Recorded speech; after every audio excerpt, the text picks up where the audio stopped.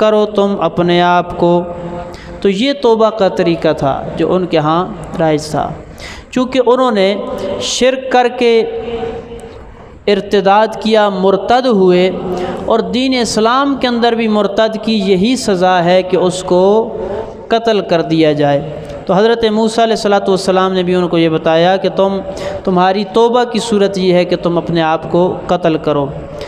ذالکم خیر لکم، یہ قتل کرنا تمہارے لیے بہتر ہے، عند بارئکم، تمہارے خالق کے ہاں۔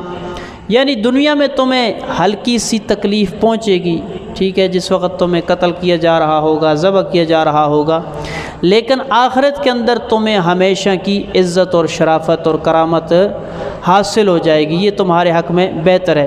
لیکن اگر رب تعالیٰ کے اس حکم کو نہیں مانو گے اور اپنے آپ کو قتل نہیں کرو گے تو دنیا میں تو چند ساعتیں